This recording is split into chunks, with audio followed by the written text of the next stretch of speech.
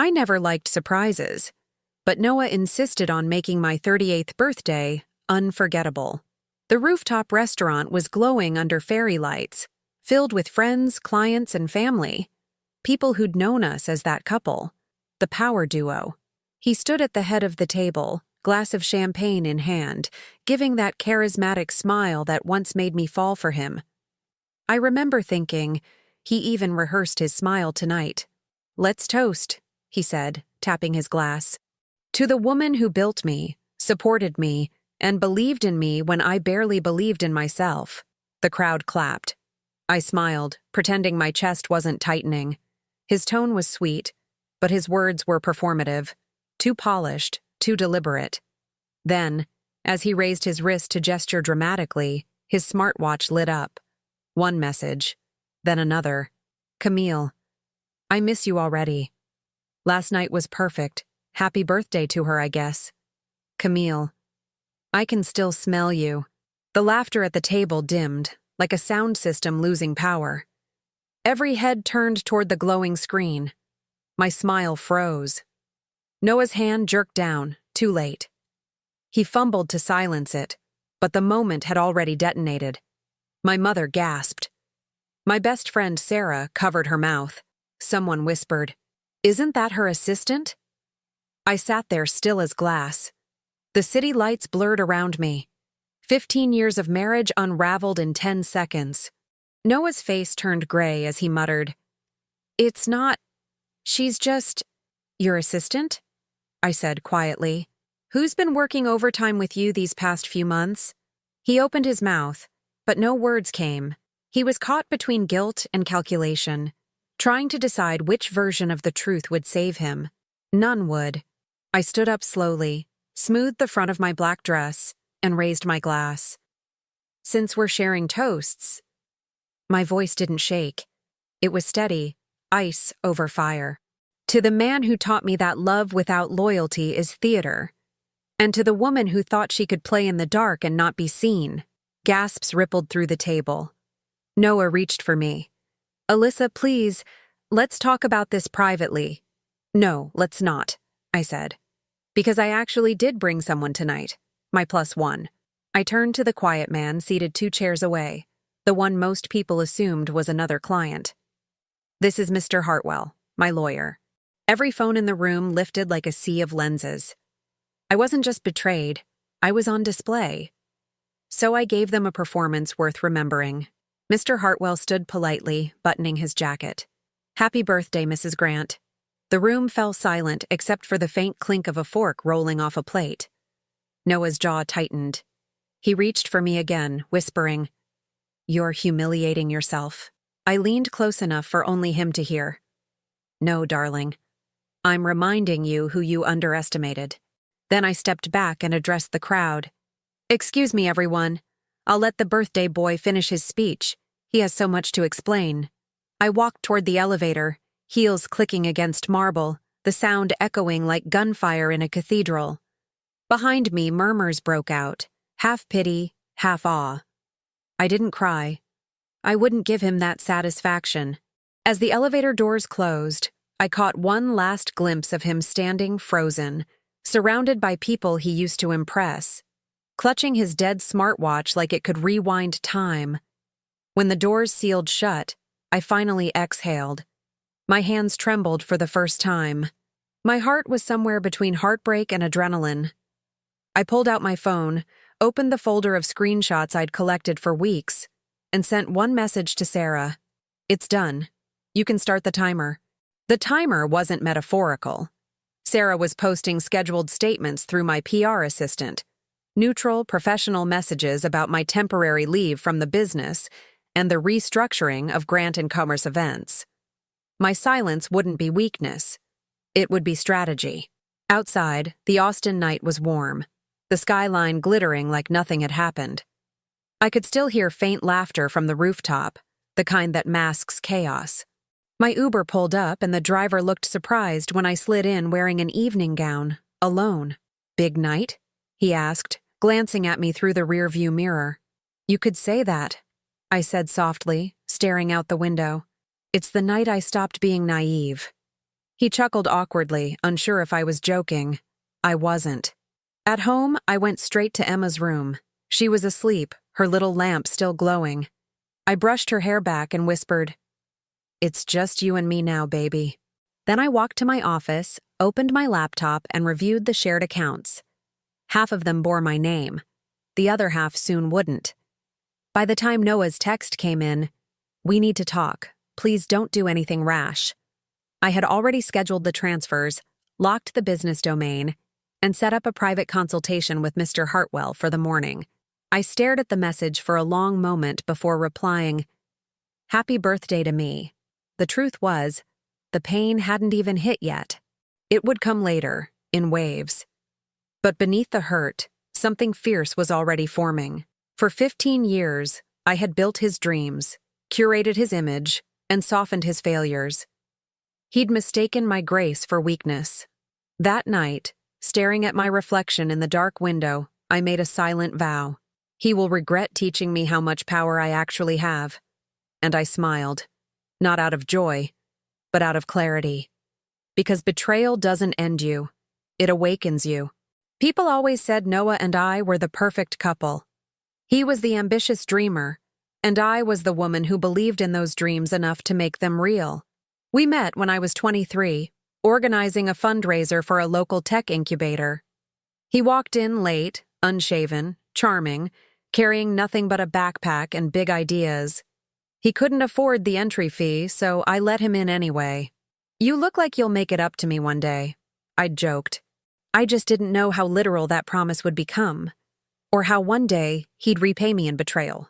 When we married 2 years later, we didn't have much.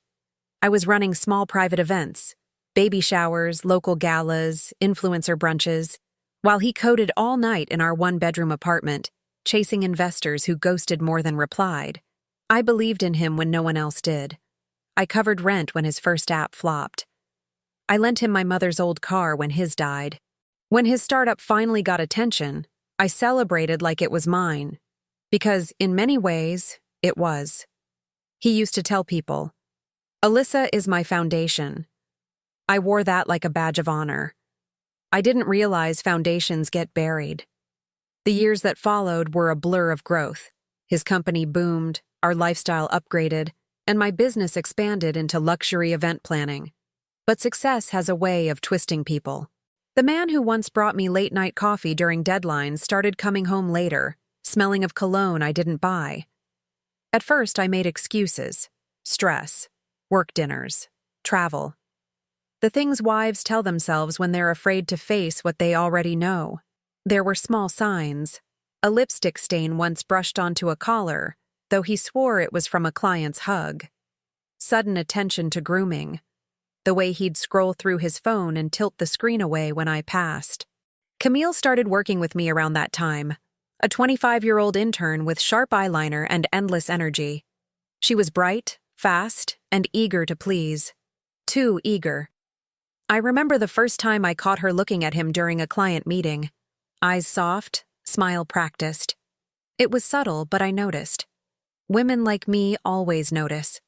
We just pretend not to. When I asked Noah about it, he laughed. "You're jealous of an intern?" he said, pulling me close. "That's cute." His tone was teasing, but underneath it was dismissal. I let it go. I told myself trust meant not checking his messages, not following my instincts, not turning into the kind of wife who snoops. But trust isn't blind. It's what blinds you. 2 years ago, I got sick. Nothing major, just exhaustion from overwork. During that time, I scaled back my projects to be home more with our daughter, Emma. She was 10 then, a curious, bright-eyed girl who thought her father hung the moon. I didn't realize that the more time I spent at home, the more Noah found reasons to stay away. He started calling from business trips that didn't show up on his calendar. Camille began managing client calls I was supposed to handle. Once she accidentally sent me an invoice for a conference hotel booking, a room reserved under Noah's name. I confronted her, and she stammered something about a booking error. She couldn't even look me in the eye. Still, I stayed quiet. I wanted proof, not suspicion. And deep down, I think I didn't want to see it because seeing it meant my whole life had been built on a lie. Then, one night, Emma came into my room holding Noah's tablet. "Mom," she whispered, "I think you should see this." My stomach dropped before I even looked. There they were, photos. Nothing obscene but intimate enough. Camille laughing, her hand on his chest, his arm around her waist. The captions were worse. My muse, my lucky charm. I sat there staring at the screen, feeling my pulse in my ears. My daughter climbed onto the bed beside me, tears streaming down her face. "He said she was just your helper," she cried. I held her tight, whispering, "It's okay, baby." But it wasn't. That night, something inside me broke, but something else began to form. I didn't scream or throw things. I didn't confront him right away. Instead, I backed up the photos, took screenshots, and locked them away. I knew I'd use them eventually. Not out of vengeance, but protection. The next morning, I watched Noah leave for another meeting and saw Camille's car parked 2 blocks away. That was all the confirmation I needed. When he kissed me goodbye, I looked him dead in the eye and said, "Don't be late for dinner." He smiled, completely unaware. Over the next few weeks, I started preparing in silence. I restructured my business accounts, met discreetly with Mr. Hartwell, an old client who happened to specialize in family law, and began setting boundaries around what was mine. Every move I made was invisible, calculated, deliberate. When the night of my birthday came, everyone thought it was a celebration. But for me, it was the final act in a play I'd stopped believing in long ago. And when that watch lit up, when those messages appeared for everyone to see, I didn't just see betrayal. I saw liberation. Later that night, after everything exploded, Sarah came over with takeout and 2 glasses of wine. We sat on the couch in silence for a long time. Finally, she said, "You knew, didn't you?" I nodded. "For months. So why tonight?" "Because," I said, taking a sip of wine, "I wanted witnesses." She smiled through her tears. "You're going to ruin him, aren't you?" I looked at my phone, his last desperate text glowing on the screen, and felt the smallest spark of satisfaction. "No," I said quietly. "He already did that himself. I'm just going to show the world." And with that, I opened my laptop and began drafting the list. The people, the companies, the accounts, the assets. Step 1 had been exposure. Step 2 would be reclamation. Everything he took from me, I would take back, with interest. By morning, the humiliation had hardened into focus. I woke up before the sun, brewed coffee, and opened my laptop like it was a weapon. The hurt was still there, pulsing beneath the surface, but I had no time to bleed. I was done crying over a man who texted another woman between birthday toasts. Now, I would make him feel what it was like to lose control. The first move was financial. I logged into our shared business account, transferred my rightful earnings, and froze the rest pending legal review. Every invoice, every deposit, documented, time-stamped, secured. I'd helped build his company from scratch. Half of it was mine, whether he liked it or not. By the time he woke up to check his balance, the locks would already be in place. Next, I called my lawyer, Mr. Hartwell. "We proceed," I said simply. "File for separation, custody arrangements, full asset discovery." He hesitated. "Are you sure you're ready?" "Ready?" I said, staring out the window as the sky turned pink. "I've been preparing for months." Then came the personal dismantling. I called the building manager and ended our lease on the penthouse, effective immediately. Emma and I would move into a smaller apartment I'd leased in secret weeks earlier. I packed only essentials: clothes, personal files, her favorite stuffed fox. The rest, his designer suits, his watch collection, that ridiculous espresso machine, would stay behind, silent trophies of a life I was walking away from. By noon, I was at the bank, signing paperwork. My reflection in the glass looked foreign, calm, sharp, resolute. The teller smiled politely, unaware that she was witnessing the quiet beginning of a war. That afternoon, I went to Emma's school early. She ran into my arms, eyes wide. "Are we leaving, Daddy?"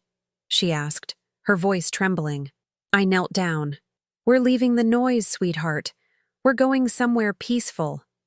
She nodded, trusting me completely. That trust was gasoline on my fire. By evening, the calls started. Noah's name flashed across my phone again and again, ignored every time. Then came the texts. "Where are you? You can't just take Emma like this. We need to talk before you do something stupid." Stupid. That was the word that broke my composure for a second. I laughed, bitterly. The man who blew up his marriage with a smartwatch notification was calling me stupid.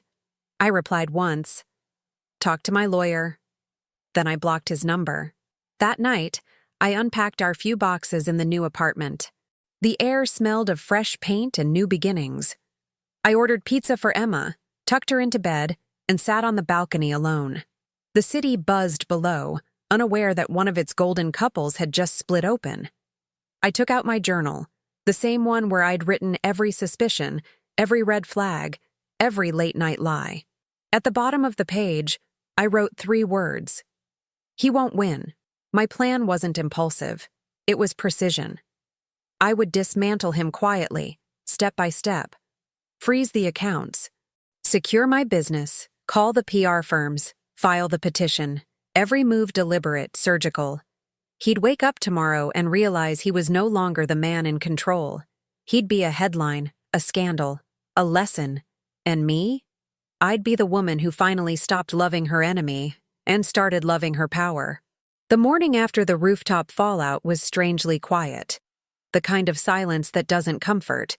It warns.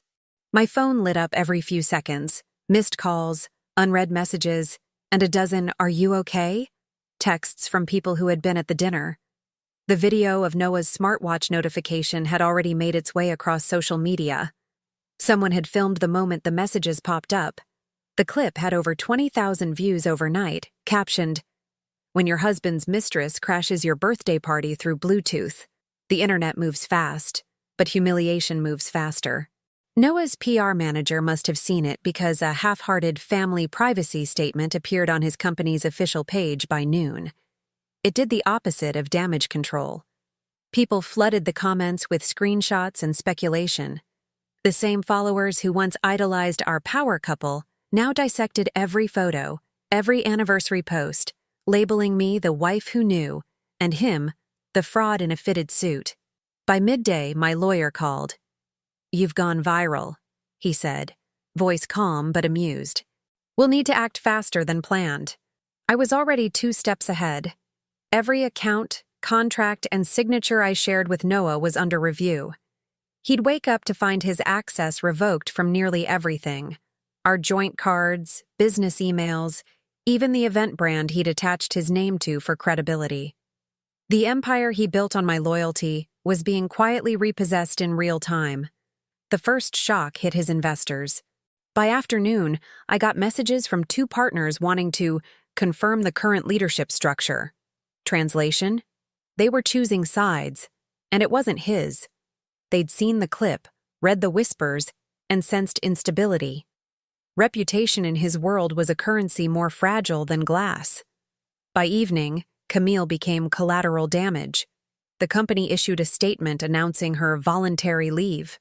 Her social media disappeared within hours. Profiles deleted, photos wiped clean. She went silent, and the people who used to tag her in every "a hustle" post quietly unfollowed. In private group chats, the story twisted and stretched. Some said she'd been blacklisted. Others said she was pregnant. Lies sprouted faster than truth ever could. Meanwhile, I stayed invisible. No interviews, no comments, not even a subtweet. I knew silence would make him louder, and desperation loudens mistakes. It worked. That night, Noah tried to rewrite the narrative with a shaky Instagram live. He sat in his office, voice cracking as he claimed the messages were taken out of context, and that Alyssa and I are working through a private matter. But his composure crumbled when comments poured in, asking why Camille's name matched the one in his smartwatch notifications. Someone screenshotted it. then another. Within minutes, the live stream was reposted with captions like Gaslighting 101. The fallout spread offline too. Friends we used to host dinners with now called me privately to confess what they'd suspected for a while. Others stayed silent, unwilling to risk their social status. His sister sent a single text. "You didn't deserve this." It wasn't an apology, but it was a fracture in his family's facade. Emma noticed the tension more than I wanted her to. At school, her teacher called to say she'd overheard classmates whispering. That night, she asked, "Mom, did Daddy do something bad?" I hesitated before answering, choosing my words carefully. "He made choices that hurt us," I said, "but we'll be okay." She nodded and went back to coloring, and I realized she understood more than she let on. By the second day, Noah's desperation took form. He showed up at the penthouse, pounding on the door I no longer lived behind. The building manager told me later that he looked frantic, unshaven, muttering my name like a prayer. He left a voicemail that started with pleading and ended with anger. "You can't just erase me, Alyssa. You can't." But I could. And I already had.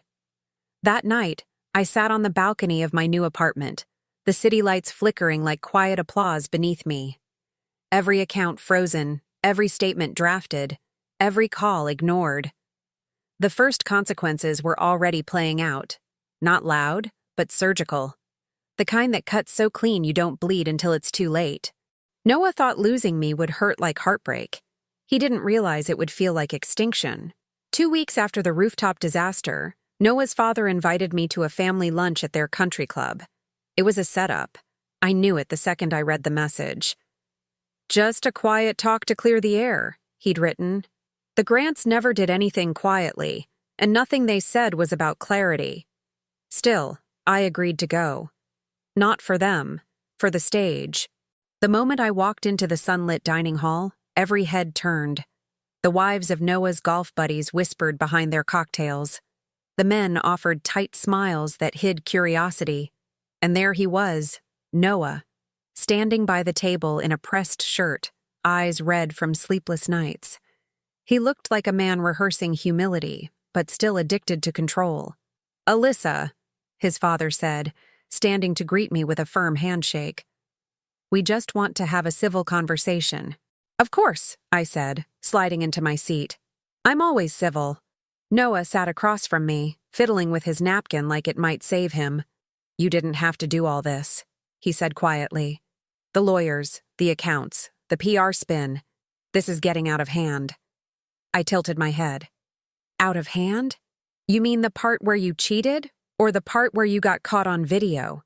His jaw clenched, but his father cut in before he could respond. "Look, what Noah did was regrettable. But public humiliation doesn't solve anything. You're damaging the family name, Alyssa." There it was, the sentence I'd been waiting for. Not you were betrayed. Not you were hurt. Just, you're damaging the family name. I smiled, setting my purse on the table. "Funny you mention that, because the family name is already trending for fraud."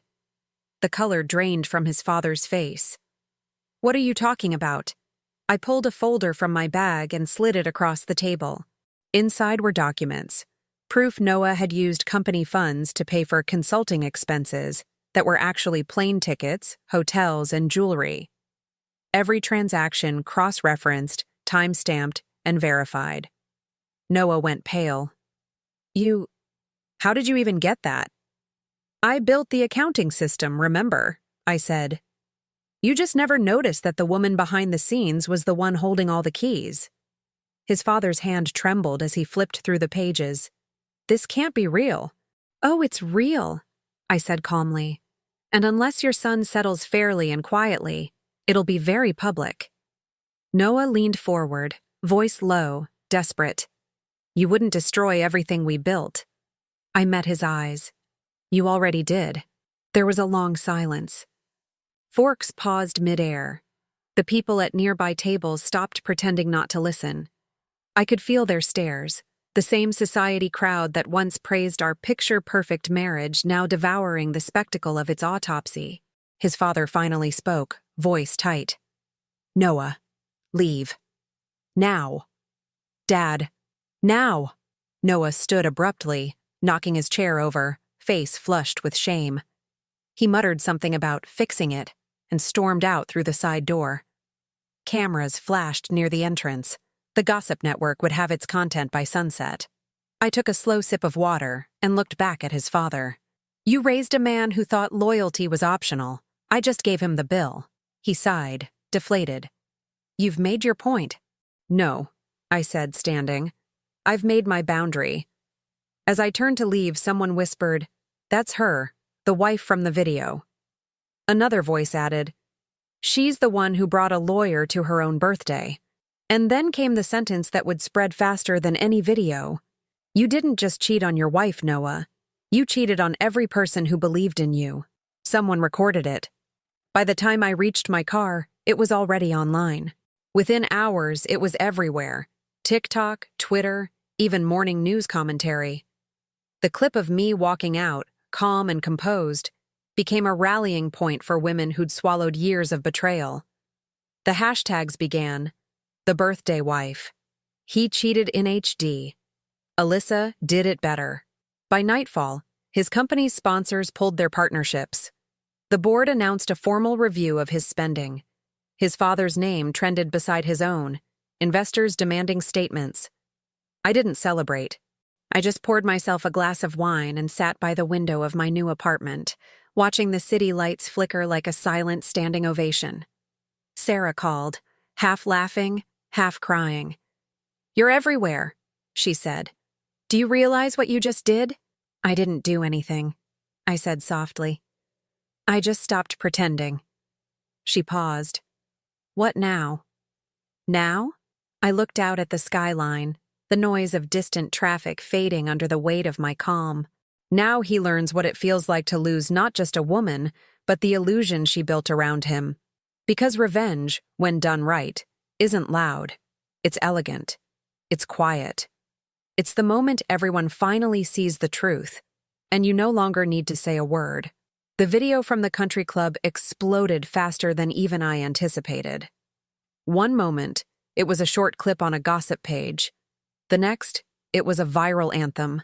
The caption read, Wife turns betrayal into a masterclass in composure.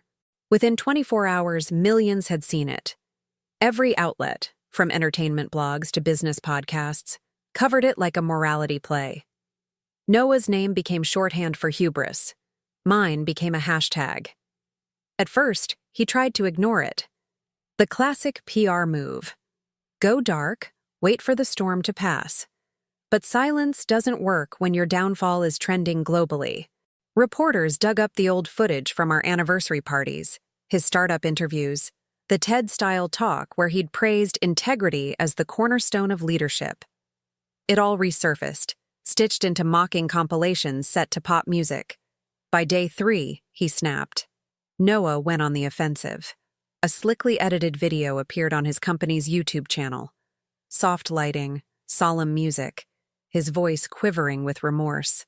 Mistakes were made, he said, staring into the camera. I lost sight of what mattered most. I hope my family can forgive me, and that the public will allow me to rebuild. It was almost convincing, except for the part where he framed it as a private matter gone public, implying I was the one who'd violated his privacy. Comments tore him apart. People weren't buying redemption arcs from men who treated accountability like performance art. The top comment read, Integrity doesn't glitch, your watch did. Still, he didn't stop. He hired a PR consultant to clean up his image, pushing sympathetic articles that painted me as a vindictive ex weaponizing the internet. One headline actually read, Did Alyssa go too far? The irony almost made me laugh, but I didn't respond. I didn't need to. Because that same week, receipts started leaking. Screenshots, emails, voice memos. None from me, at least not directly. The first came from an anonymous source who had access to company financial records. It showed Noah transferring business funds into personal accounts, labeling them as conference expenses. Then came the hotel invoices matching those same dates with Camille's initials. The internet connected the dots like wildfire. His apology video was now evidence of manipulation. His consultants went silent. Investors withdrew publicly, citing breach of trust. The stock plummeted. Noah posted again, this time through a live interview on a morning talk show. The host, smiling politely but lethal beneath it, asked, "Do you regret the affair or the exposure?" He froze for 2 seconds too long. That was all it took. Clips of that pause circulated with captions like, "The longest 2 seconds in PR history." Meanwhile, I focused on rebuilding my business under a new brand name, without his shadow attached. I declined interviews, donated quietly to women's advocacy groups, and made sure every official statement I gave was brief and dignified. My focus is on my daughter and my company. That was my line. It worked like armor. The contrast between us became its own narrative. He was chaos. I was calm. He performed repentance. I embodied consequence. Camille reappeared briefly, trying to clear her name through a tearful Instagram story that ended with, "I didn't know he was married when it started." Within hours, screenshots of her early messages to him, explicitly referencing me, surfaced. The internet devoured her defense before it even finished uploading. Her name trended for a day, then disappeared like an echo fading into static. By week 2, Noah had lost nearly everything that anchored his identity. His company board issued a public statement suspending him as CEO pending investigation. The family foundation, his father's pride, removed his name from their donor page. Every attempt to control the narrative only accelerated his downfall. At one point, his lawyer called mine, proposing a confidential settlement to end the public dispute. I declined without hesitation. The public dispute, I told Mr. Hartwell, wasn't started by me. It was started by his arrogance. The real victory wasn't in the trending hashtags or headlines. It was in the silence that followed. The kind where truth settles and pity turns into memory. Still, the most devastating blow came quietly. A journalist from a respected financial outlet published an exposé connecting Noah's misused funds to falsified investor reports. The article went viral within hours. Government auditors opened an inquiry. The title said it all. The Fall of a Modern Messiah: How Deception Funded a Startup Empire. By the end of that week, his accounts were frozen, his reputation radioactive. His publicist resigned. His lawyer withdrew representation. His father released a single sterile statement. "We are deeply saddened by recent revelations and have chosen to distance ourselves until matters are resolved." That line hit him harder than any viral post, because for the first time, it wasn't me against him. It was everyone against him. I didn't celebrate. I just sat on my balcony one night, scrolling through the flood of stories, and thought how strange it felt to watch justice happen in real time. Not through vengeance, but through exposure. He'd spent years controlling perception. Now perception controlled him. And as the world dismantled his image piece by piece, I finally understood. Revenge doesn't always roar. Sometimes it trends quietly, one truth at a time. The headlines had barely cooled before the real war began. The legal one. Viral noise fades, but paperwork doesn't. Lawyers move quietly, strategically, and when they move with truth on their side, they cut deeper than any public scandal ever could. Mr. Hartwell called one morning with his usual calm efficiency.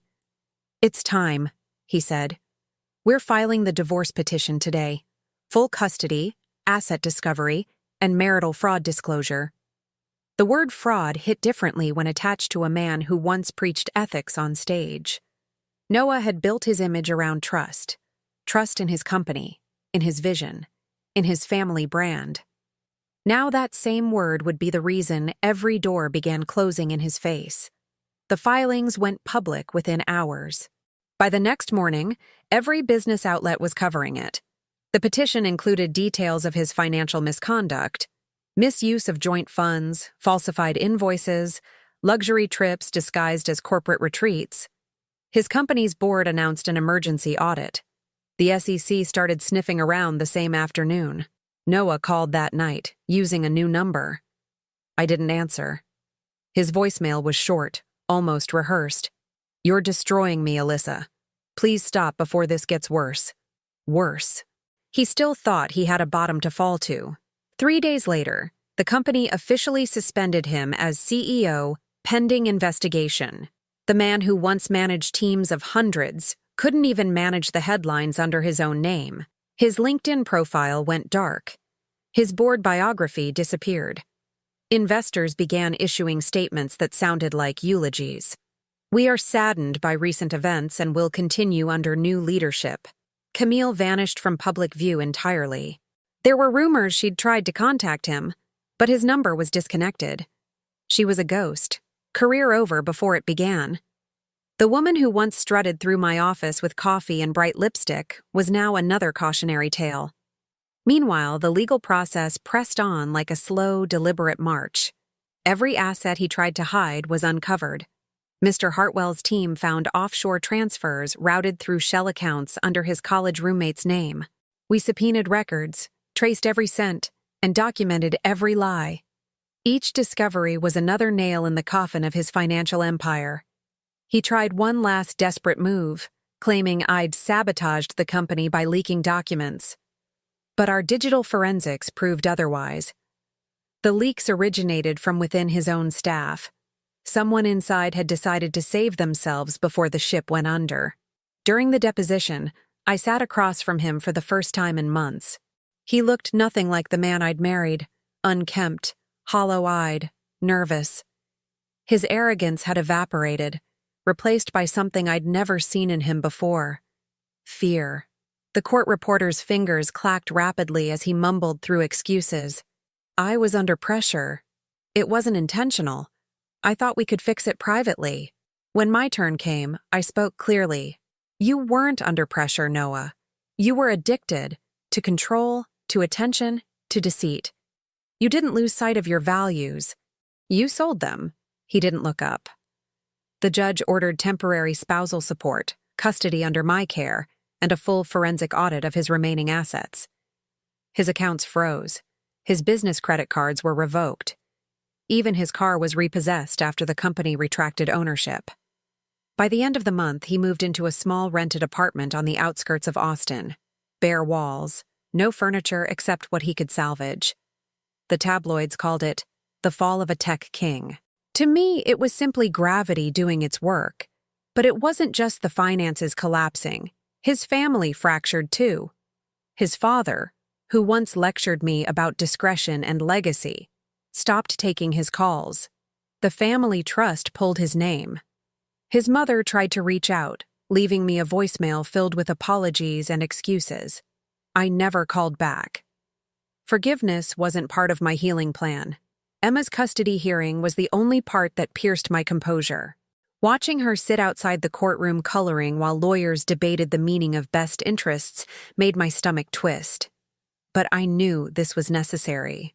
When the judge granted me full custody with supervised visitation for Noah, I exhaled for the first time in weeks. He tried to argue that I'd turned Emma against him, but even the child psychologist disagreed. "The child has simply adjusted to a parent who shows up," she said. That line made it into the report verbatim. His father's name soon disappeared from the company's board.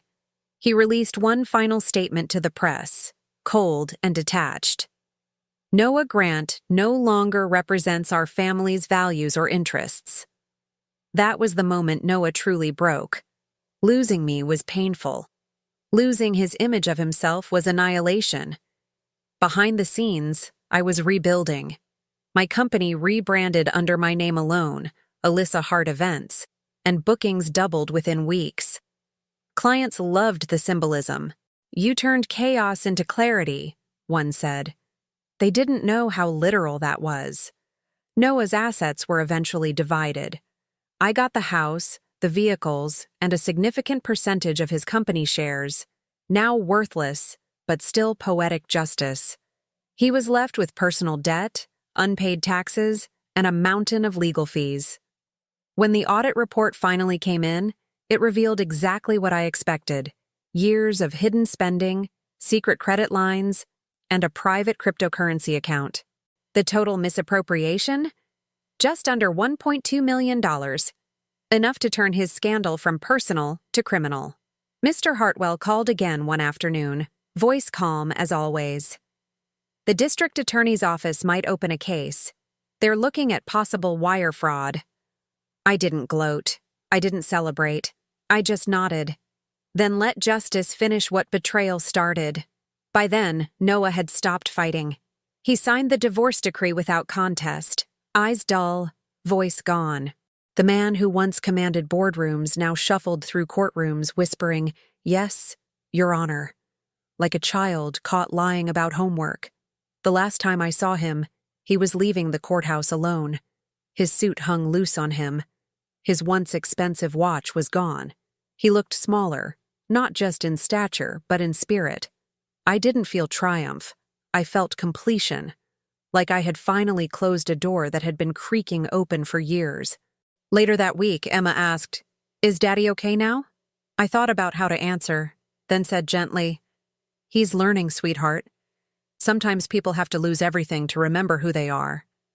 She nodded, satisfied. I'm glad we didn't have to. And in that moment, I realized the true victory wasn't in court documents or frozen accounts. It was in that little girl's peace. The war was over. Not because I destroyed him, but because I refused to let him destroy me. He was bankrupt, financially, socially, emotionally. I was free. And freedom, I learned, is the quietest kind of wealth. It happened on a Tuesday evening, 6 months after the divorce was finalized. The chaos had settled into memory. My days were calm now. Client meetings, school runs, quiet dinners with Emma. The storm that once defined my every thought had become a headline buried beneath newer scandals. I hadn't seen Noah since the day he left the courthouse, until he showed up at one of my events. It was a charity gala for a children's hospital. Polished, elegant, the kind of evening I'd once hosted with him by my side. I was speaking with donors when I noticed a familiar figure lingering near the bar. For a second, I thought my mind was playing tricks. But when he turned, I saw him clearly. Thinner, paler, the tailored suits replaced with something off the rack. His eyes darted nervously, searching the room until they found me. He approached slowly, cautious, as if I were a mirror he wasn't sure he deserved to face. "Alyssa," he said quietly, "you look good." I didn't respond. I just looked at him, at the ghost of the man who once thought he was untouchable. He hesitated, glancing at the cameras flashing nearby. "Can we talk? Somewhere private?" I nodded toward the terrace, where soft music played under string lights. The air outside was cool, carrying the faint scent of jasmine from the garden below.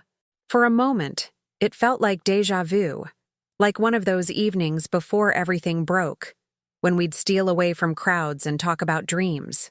Only this time, there was nothing left to dream about.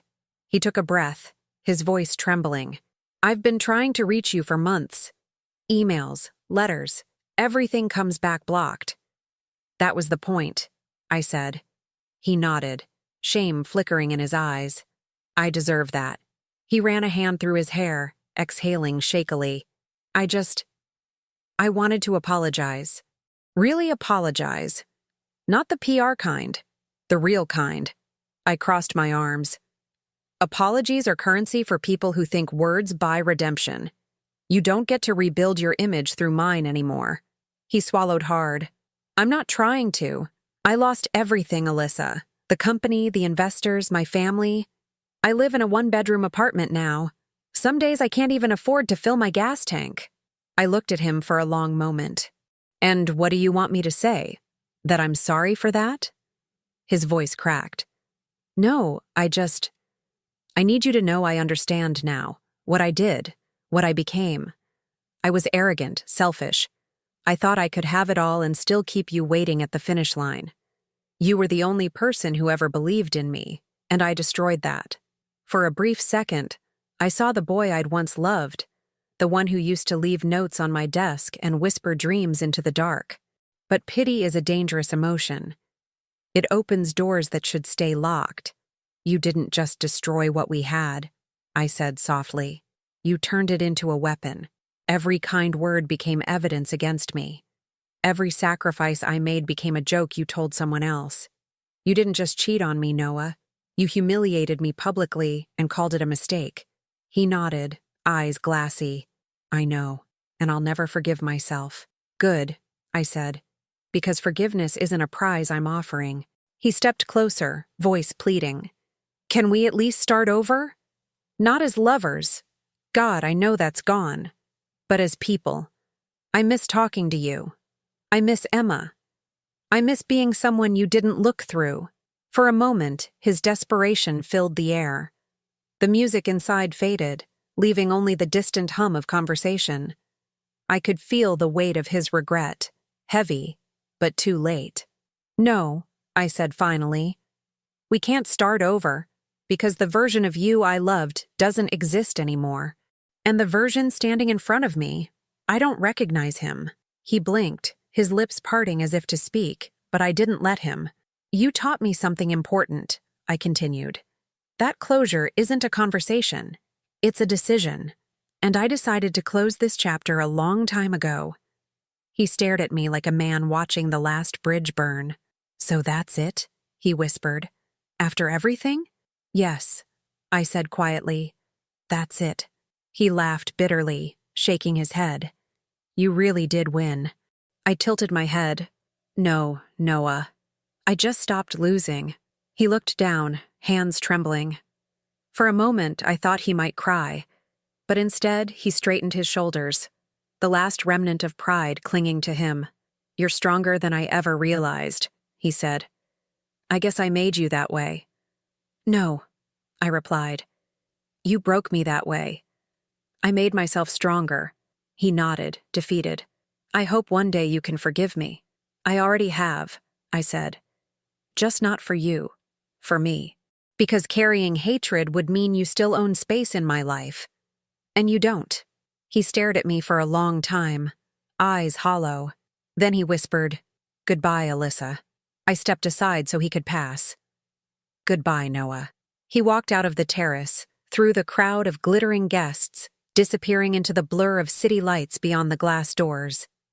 No one noticed him leave. The cameras didn't turn his way. For the first time in his life, Noah Grant was invisible. I stood there for a while, breathing in the night air, letting the silence settle like closure finally earned. Inside, a volunteer tapped my shoulder. They're ready for you, Ms. Hart. I smiled, straightened my posture, and walked back toward the light, toward the life I built from the ashes of his mistakes. Some stories end with forgiveness. Mine ended with freedom. And as the applause rose when I took the stage, I realized that I hadn't just survived him. I had transcended him. A year later, the woman I saw in the mirror didn't resemble the one who'd stood frozen at a rooftop dinner watching her world collapse.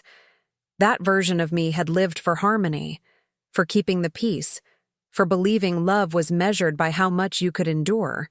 The woman staring back now carried peace differently. It came from self-respect, not silence. Life had rebuilt itself slowly, piece by piece. My company, now fully mine, thrived beyond expectation. Clients booked months in advance. Media outlets called me the comeback queen of Austin. I never answered interviews. I didn't need to. My work spoke louder than any headline. The whispers that once followed me in every room had quieted, replaced by admiration, curiosity, even a little envy. But I didn't chase any of that. All I wanted was steadiness. Emma grew too. She smiled more now, openly, effortlessly. Her teachers said she was calmer, more focused. Some nights she'd help me test centerpiece arrangements for upcoming events, spinning in circles under the kitchen light while laughter filled spaces that used to echo with tension. Watching her bloom reminded me that strength doesn't come from surviving alone. It comes from showing your children what dignity looks like when the world expects you to crumble. Noah had faded into a rumor. I heard through a mutual acquaintance that he'd left the city, taking freelance consulting jobs under an alias. His father sold the family estate. Camille moved to another state entirely. The empire they'd built on illusion had dissolved into dust. I didn't feel vengeance, only distance. Sometimes, late at night, I'd step onto the balcony with a glass of wine and think about how betrayal had stripped me of everything comfortable so it could return me to something essential. Pain had been the doorway. Freedom was the room waiting on the other side. I'd learned that revenge, at its core, isn't about destruction, it's about reclamation. Taking back your time, your worth, your narrative. I'd stopped measuring justice by what he lost and started measuring it by what I regained. Peace, autonomy, and the quiet certainty that I could rebuild from nothing and make it beautiful. On the anniversary of that fateful night, I hosted a private dinner, not to celebrate the past, but to honor the transformation. Just close friends, soft lights, laughter that didn't hide discomfort. When someone asked if I ever regretted how public everything became, I smiled. No, I said. The truth needed witnesses. When the evening ended, I blew out a single candle and felt no weight, no ache, only gratitude. I had walked through betrayal, stood in the fire, and emerged untamed. The story wasn't about him anymore. It was about the woman who refused to let betrayal define her ending. Because sometimes, the sweetest revenge isn't watching someone fall. It's watching yourself rise so high, they can no longer reach where you stand.